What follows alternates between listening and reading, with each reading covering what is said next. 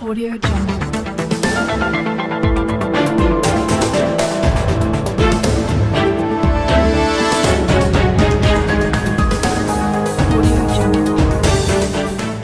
Good morning, everybody. Grant Adlam from KZN Top Business Sense.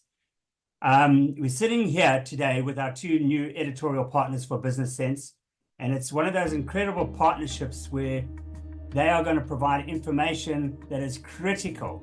And I'm going to leave that, and we're going to start off with Brian. Brian, introduce yourself a little bit about your background, and we'll take it from there.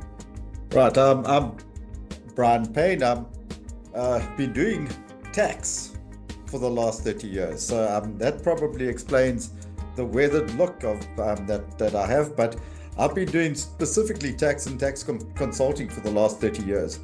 And there are areas of tax that are becoming more and more problematic and need to be addressed. And I was probably as much at fault as most other tax practitioners in areas where we've been neglecting it over the last couple of years. And I thought it's about time that I did something about it. And I thought, well, we could provide a vehicle for other people also to actually likewise give a mechanism to actually rectify one aspect of tax, which is largely the tax administration relating to trusts. Now, as we looked at it, it became a bigger and bigger monster. And I knew I needed help. And therefore, and the help needed to be in the form of somebody who knew process as well, because it's a process-driven animal.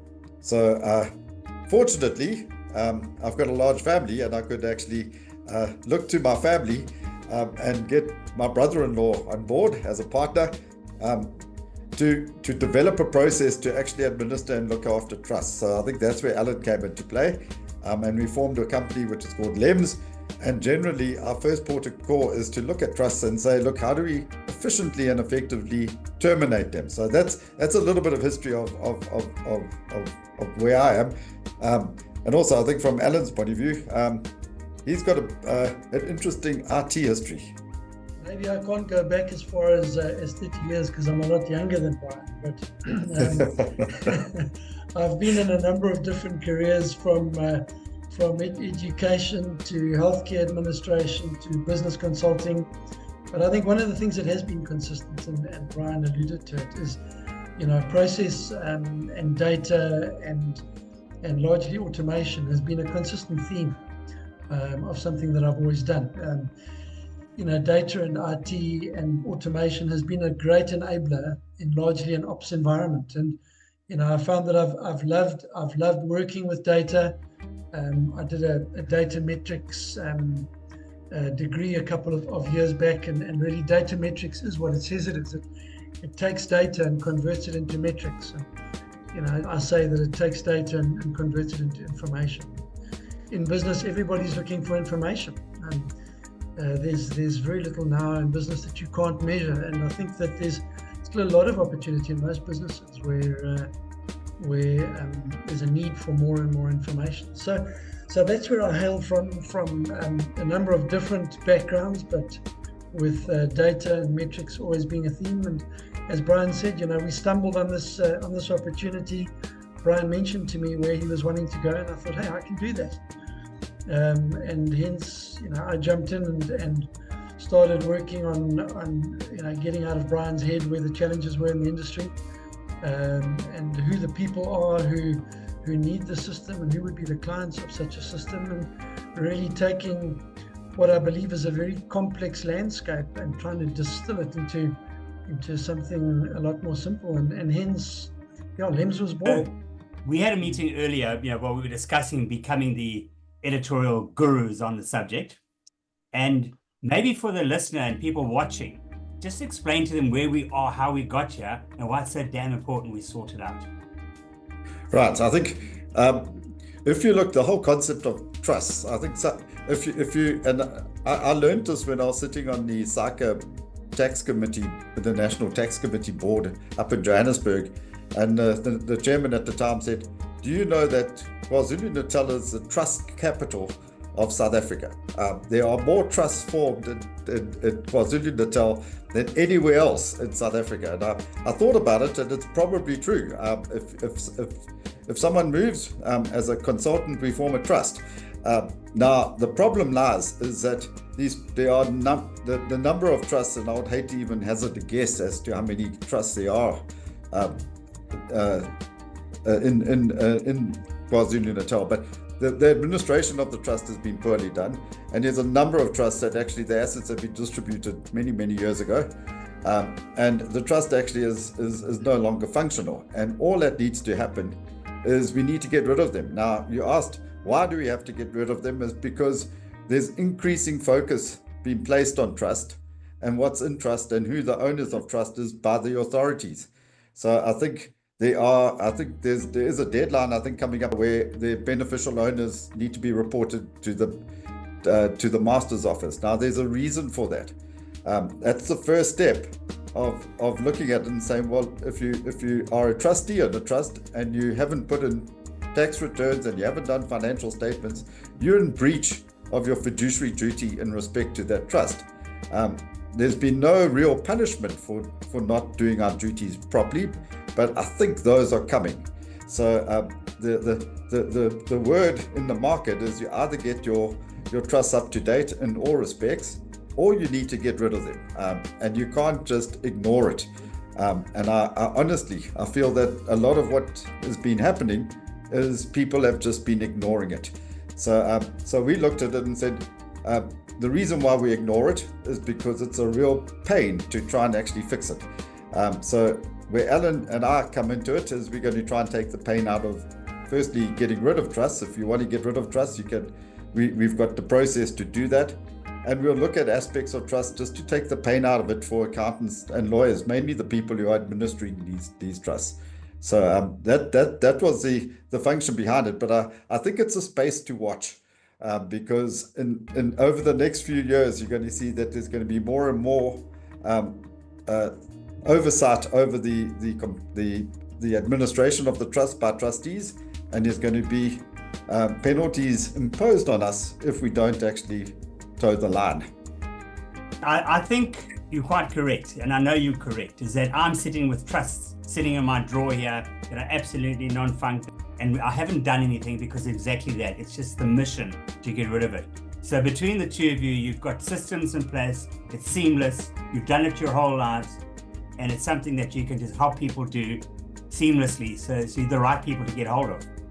It's I think the real business,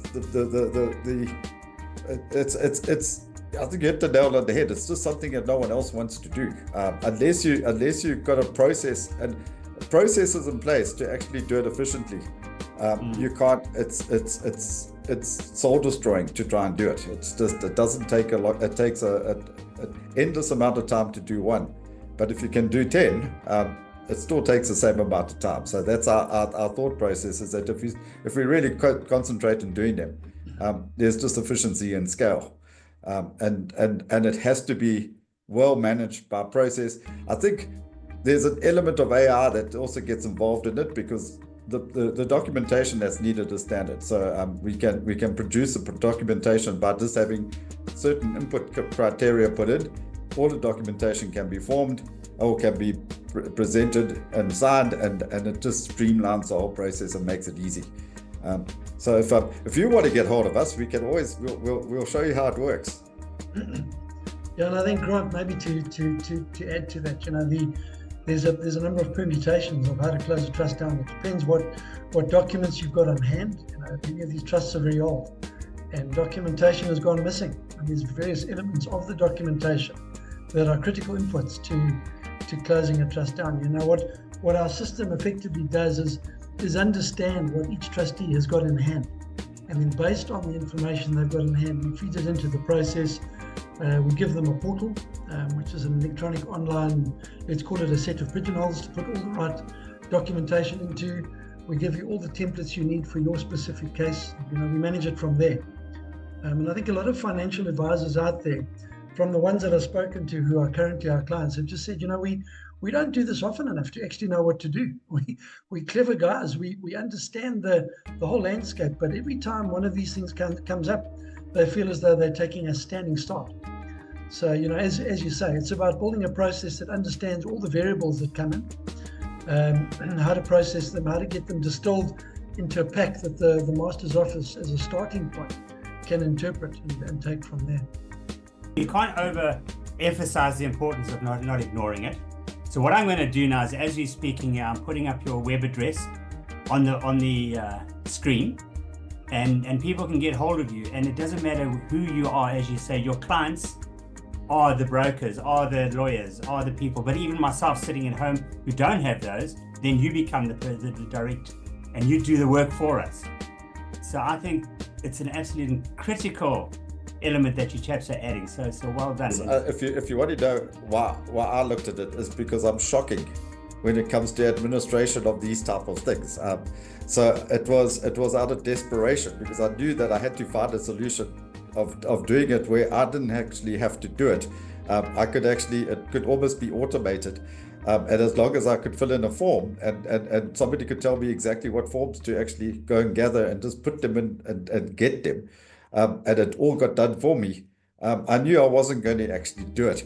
So it really was out of it was out of my own necessity. I thought, well, I'm going to be I've got a number of trusts that I need it done, and I thought, well, if I can get it done, largely through exploiting the skills of my brother-in-law, I can get other people to exploit those skills as well. So it's